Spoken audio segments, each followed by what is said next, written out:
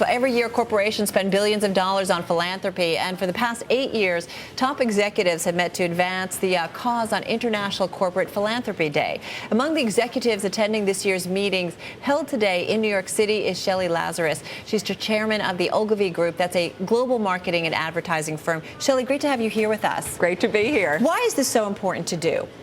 Well, I think the world is coming to realize that that the private sector has the potential to be a real force for good or a force for bad. And it's interesting because it's called maximizing long-term profitability and societal impact. So you can do both. You absolutely can. You know, when we first started having this conference, and I've been going for years, it was all about the traditional definition of corporate philanthropy, which was really about check writing. Mm-hmm. You know, it's sort of at the end of the year, you'd count your profits and you take some of your profits and give some to a museum and some to a school, and which was great.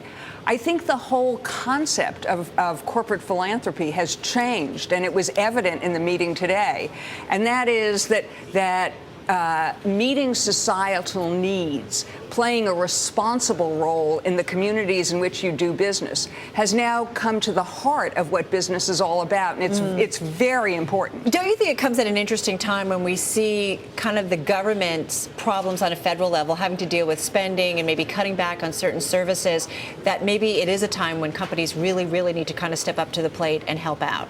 Well, absolutely. I think, the private sector has enormous potential to play a larger role in society. And not doing enough, in your view, at this point? Well, I think they're doing more and more. I think the whole orientation is changing so that they see it as part of their role in society.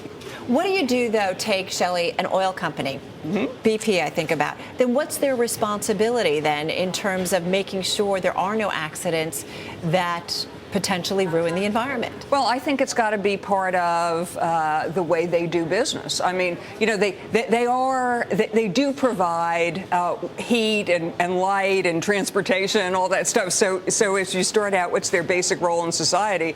They make it run to a certain extent. Now they have to take on as their responsibility to be safe in their practices, and I think they do accept that. Now, accepting it and having some things go wrong, or those are two different things. But I don't think there's a company today, frankly, as I deal with them, that does not accept the responsibility to society that they have. Even coming off of the financial crisis, let's go back. And I know I have to bring that up because I think there are some who say nothing has really changed. I mean, do you really think that corporate America is kind of getting it and maybe what they owe to society at this point? Well, I think they're getting it, and they're getting it because they're naturally getting it. But I also think they have to, because society, the public has spoken, and they've said, we care.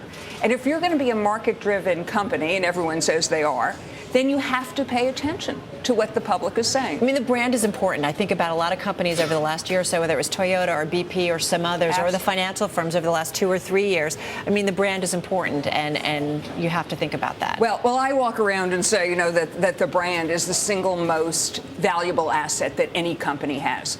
And no company, I believe, would willfully risk their corporate reputation and their brand from certain practices. And I think it's the recognition is growing within companies that this is, when we talk about risk, reputation risk is right up there. You guys also focused on education, and we've heard a lot about that from the Obama administration as of late. What do you think corporations need to do more when it comes to education?